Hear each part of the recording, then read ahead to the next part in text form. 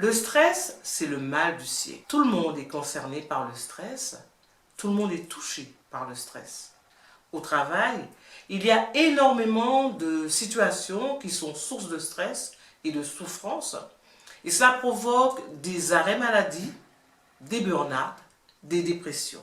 Mais le stress, c'est avant tout un mécanisme de défense en cas d'agression. Mais tout est une question de seuil à ne pas dépasser. Il faut apprendre à gérer son stress. Je vais partager avec vous 4 principes efficaces qui vont vous permettre de réduire votre stress.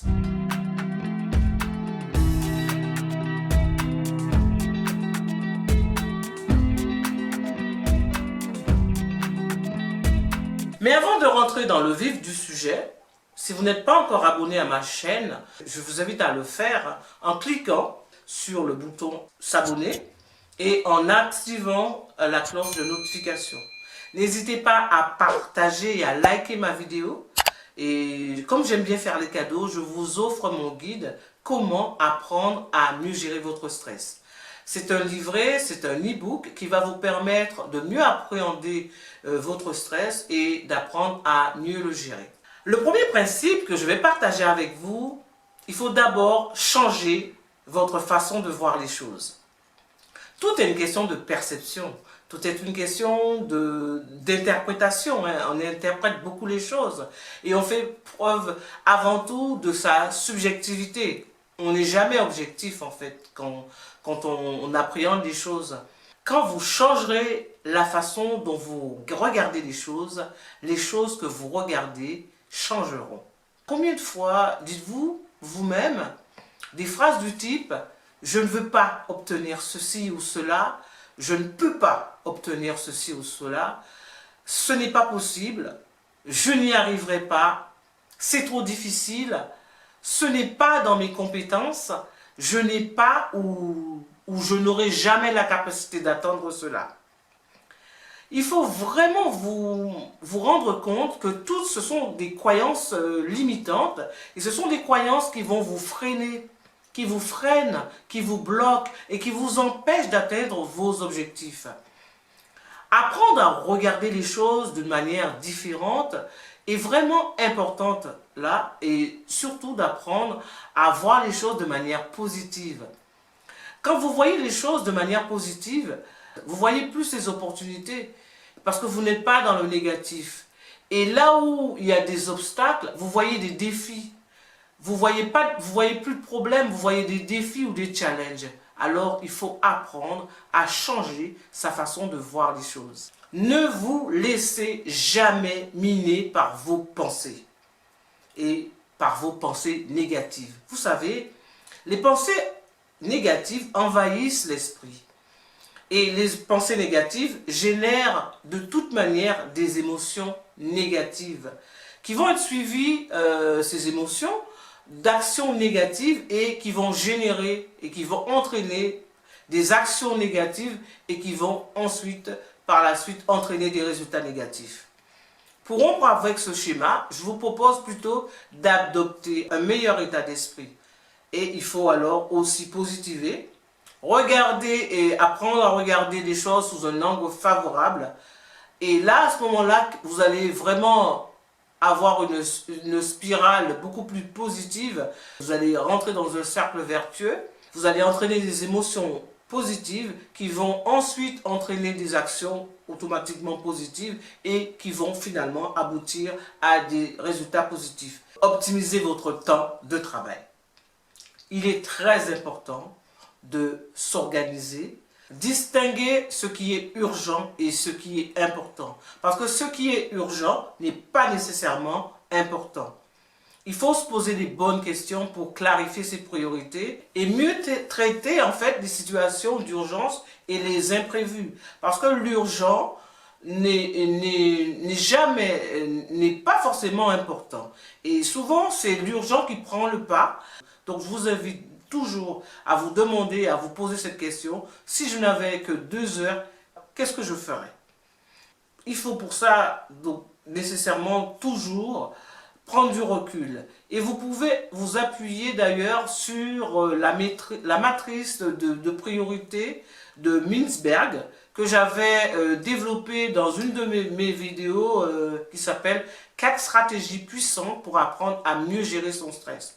Prenez le temps de faire le point pour connaître votre propre fonctionnement face au stress.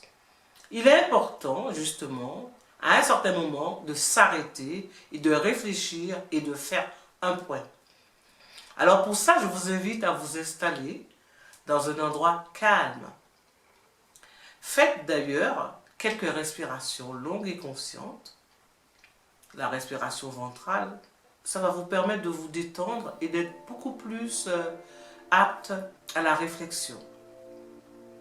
Et beaucoup plus près de votre conscience.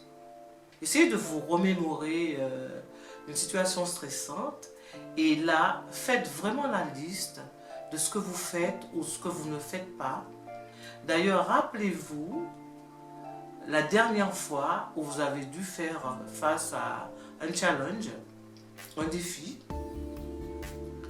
et là, vous avez vraiment fait preuve de stress, vous avez paniqué, vous avez perdu un peu votre sang-froid, vous étiez comme paralysé. Ça vous permet en fait justement de savoir un peu comment vous appréhendez le stress. Et ça permet justement de clarifier et de prendre conscience de votre cas personnel. Parce que chaque personne réagit différemment face au stress. Et pour cela, il faut bien se connaître. Par exemple, votre stress peut naître du fait que vous ne vous connaissez pas assez. Et là, il serait temps de faire ce qui est nécessaire pour apprendre à mieux se connaître. Vous ne vous connaissez pas assez en termes de limites. Vous ne savez pas non plus fixer les limites aux gens, à vos collaborateurs, à vos collègues, à votre patron qui vous demande toujours un peu plus et qui vous met dans la pression. Et vous acceptez en fait de vous mettre dans cette pression-là. Parce que vous aurez pu aussi faire quelque chose, réagir autrement. Alors est-ce que vous arrivez à vous mettre des limites et à fixer aussi des limites aux autres? Est-ce que vous êtes toujours dans l'action? Est-ce que vous savez vous arrêter? Est-ce que vous êtes dans l'hyper-contrôle? Il se peut que vous avez aussi une mauvaise préparation et que vous ne préparez pas assez. C'est très important. Les introvertis d'ailleurs ont besoin de se préparer avant. Prenez conscience de tout cela. Ça va vous permettre de reprendre votre vie en main, de reprendre la main sur votre vie et votre travail. Et ça va par la suite vous permettre d'établir un plan d'action et pouvoir revenir rapidement à un état d'équilibre en évitant d'arriver à un niveau de stress qui serait vraiment néfaste et connaître le mauvais stress. Prenez de la distance, prenez du recul. Souvent, il faut savoir aussi comment et quand s'arrêter. Je vous invite à faire ce travail-là. Je peux vous aider à faire le point sur votre propre fonctionnement face au stress. Je me tiens à votre disposition.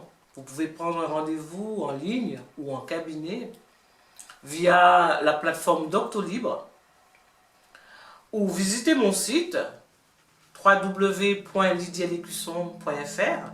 Vous pourrez d'abord évaluer votre niveau de stress en ligne. Et je vous offre aussi, je peux vous offrir, et je vous offre d'ailleurs, pouvoir bénéficier à une séance de découverte qui vous sera offerte gratuitement. Alors n'hésitez pas. Merci.